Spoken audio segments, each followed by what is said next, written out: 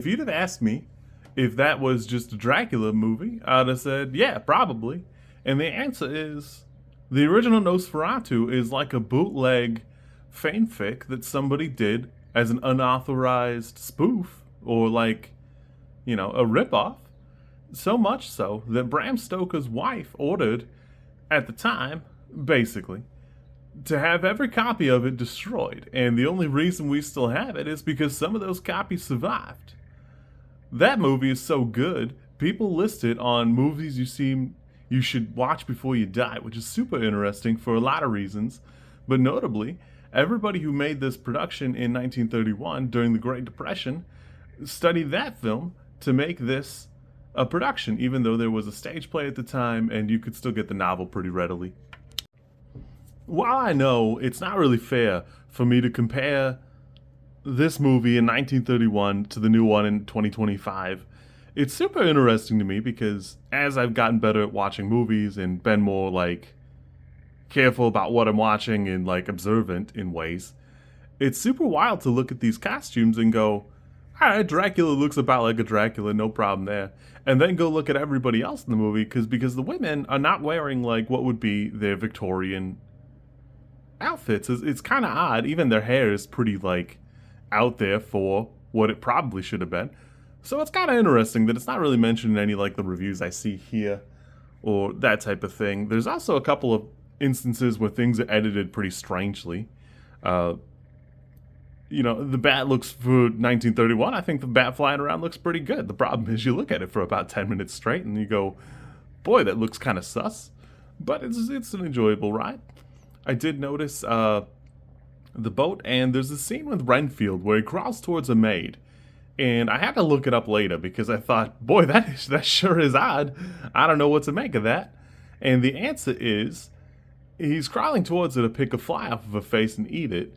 And in the Spanish version, apparently it's not edited out, and it was just kind of gross for the English version, so it's edited out somewhere. I don't know if I'll be able to find it. I don't know if I'll take the time. It's fine. It's weird, but it was funny to me because I had to look into it. I do not drink wine. I can definitely see where Bela Lugosi is quintessential Dracula. Like, if you saw that as a kid, that would be your Dracula for the rest of your life. If somebody mentions Dracula, you kind of think of him. That even like, I think there's a current Marvel comic where you could find a Dracula. I don't know if he's still fighting Blade or whatever, but he even kind of looks, in that style a little bit. I do really enjoy it. It's one of the earlier seasons of it immediately spawns like spin-offs and other things in its own little universe, and I know they tried that a few years ago with Tom Cruise, and it didn't work out because they kind of butchered the Mummy up a little bit.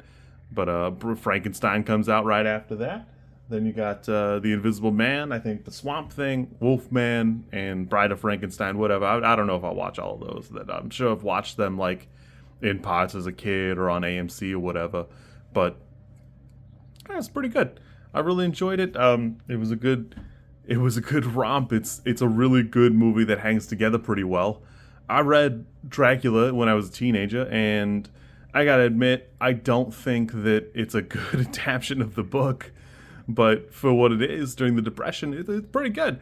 I think they do a good job with what they have. I'd almost have to look and see what the differences are between the novel Nosferatu and this, because there's so much going on where apparently in the book Dracula walks around in sunlight. Like, that's not a thing in the novel, and it mostly comes from Nosferatu, which is kind of wild to me that I guess it never crossed my mind. I've never thought hard about where those things come from, and here's that. It's kind of cool. For me, my Dracula will always be the Keanu Reeves, Gary Oldman one from the 90s. I don't know. I grew up on it, and I liked it, and I that's what I think of now. That Bela Lugosi is certainly Dracula. But it was fun. I had a good time. I'm going to have to get a lint roller for this puppet because with the blue lighting, it all sticks out really bad, and I can't unsee it for whatever reason. Notably, Dracula does not have fangs in this adaptation. I actually had to scroll back a couple times and watch and like really look because I never noticed it. Until about halfway through, I went, wow, that's weird. I've not seen any fangs for a vampire movie. That's pretty odd, because I know the nosferatu, because it's got like them rat teeth. And the answer is, it comes from, in the stage play, you have to project your voice, and it's a very different process. You'll notice, like, in a lot of these older movies, sound design is not quite there, so they have, like, this uncanny projection to their voice that you don't really, you're not sure why or what it is until somebody points it out or explains it to you. I didn't notice it. Somebody else had to teach me. It's not like I'm some sort of, don't worry about that. But the stage play is the same way. It's such a small detail, you probably wouldn't be able to see it anyways in these productions, so there's no fangs on Dracula, which is kind of odd. I don't know. Even if you'd have asked me out of a dead sleep the day before I watched this, if in Bela Lugosi as Dracula, does he have fangs, I would have been like, oh yeah, definitely. And he doesn't. The answer is he doesn't. So, this is, for the purposes of this video, I am a Dracula with horns. It was the most Dracula-y thing I have.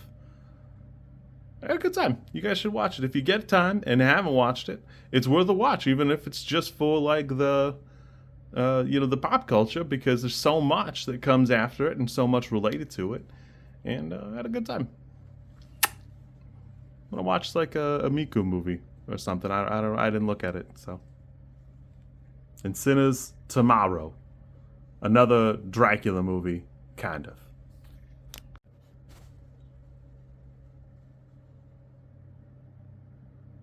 That's as good as I can make it without, I don't know, like the little pin spotlights that they used in the movie.